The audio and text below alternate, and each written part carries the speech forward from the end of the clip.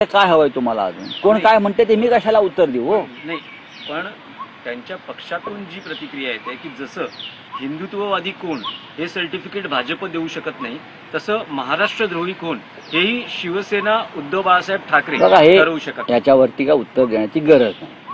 महाराष्ट्रद्रोही कोण आहे का महाराष्ट्र समजून घेतोय. जे तुम्हाला समजत नसेल तर माननीय राज ठाकरे यांना एक ट्रेनिंग स्कूल काढावी लागेल. आणि राज ठाकरे फार सुज्ञ नेते आहेत, त्यांनाही माहिती आहे महाराष्ट्रद्रोही कोण. महाराष्ट्रद्रोही कोण हे राज ठाकरे साहेबांनाही माहिती आहे आणि उद्धवजींनाही माहिती आहे. आणि जर काही लोकांना माहीत नसतील आणि ते ह्या चांगल्या कामामध्ये अडथळे निर्माण करत असतील तर ते परत ते महाराष्ट्र हिताचं नाही. म्हणजे कोणीतरी एक शक्ती आहे, जी शक्ती महाराष्ट्रद्रोह्यांच्या पक्षामध्ये आहे, जे या सगळ्या गोष्टी बाहेर राहून ऑपरेट करते आमच्या भाषेमध्ये. हे मी अगदी ठामपणे सांगतो. कोणीही याच्यामध्ये किंतु परंतु आणि तुम्हाला काय करायचं आहे, मलाही काही करायचं नाही.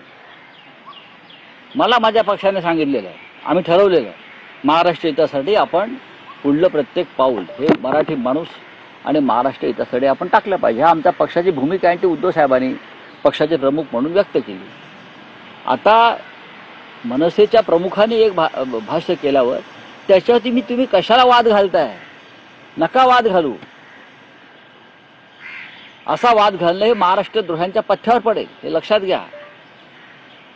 माननीय उद्धव साहेबांनी कोणतीही अट आणि शर्त ठेवली नाही. फक्त महाराष्ट्र हित याला सर्वोच्च प्राधान्य आणि महाराष्ट्र हिताच्या शत्रूंबरोबर यापुढे आम्ही हातमिळवणी करणार नाही, बस.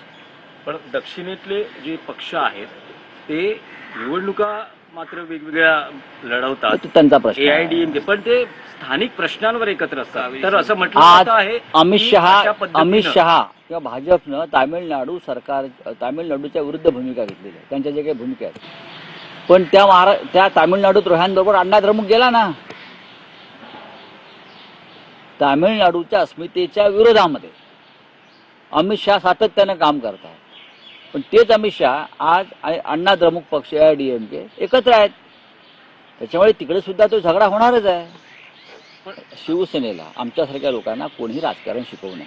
नाही, पण गरज भासली तर शिवाजी पार्क मधल्या कॅफेत संजय राऊत जाऊन राज ठाकरेंशी चर्चा करणार का? कारण तुम्ही सतत कॅफे हा उल्लेख केला राज ठाकरेंच्या शिवतीर्थ, म्हणून हा तुम्हाला काय वाटतं की राज साहेबांशी आम्ही ठाकरेंशी बोलत नाही का? कॅफेत जाणार का नाही जाणार? एक लक्षात घ्या, राज ठाकरेंचे आणि आमचे संबंध का आता जे आहेत का, दोन भाऊच आहेत. बघा, उद्धवजी आणि राज ठाकरे हे भाऊच आहेत ना. कौटुंबिक कार्यक्रमांना एकत्र येतात, भेटतात, बसतात, बोलतात. पाहिलंय ना आपण. ते तुम्हाला नको आहे का? तुम्हाला का अडचण आहे का? तुमच्या TRP कमी होणार आहे का त्याच्यामुळे? नाही ना. माझं तर म्हणजे माझ्या आयुष्याची उमेदीची वर्ष त्यांच्याबरोबर गेलेली आहेत. हे का आम्ही विसरू शकतो? ते विसरू शकणार नाही. एकनाथ शिंदे मात्र संतापले. बघा, एकनाथ शिंदेचा संताप होऊ शकतो, देवेंद्र फडणवीस हा संताप दाखवणार नाहीत, पण आतून त्यांचं पोटात ढवळाढवळ सुरू होऊ शकतो. पण त्यांनी तर असं म्हटलं की दोन भाऊ एकत्र येणार असतील तर आनंद आहे. भाजपचा आनंद हा किती खोटा असतो आम्हाला माहिती आहे. ते आनंद पोटात माझ्या मावेना हे असं त्यांचं जरी असलं तरी त्यांच्या पोटात आणि बघा, मी ओळखतो सगळ्यांना ओळखतो. आतापर्यंत काड्या घालण्याचं काम कोणी केलं कॅफेत जाऊन, हे आम्हालाही माहिती आहे. ते आम्हाला माहिती आहे ना. त्याच्यामुळे जो निर्णय घ्यायचा आहे हे फक्त याच्यामध्ये तिसरा कोणी नाही, हे फक्त उद्धव साहेब आणि राज साहेब घेऊ शकतात. हे दोनच नेते, दोन भाऊ घेऊ शकतात. त्याच्यामध्ये कोणीही आपलं मत व्यक्त करण्याची गरज नाही.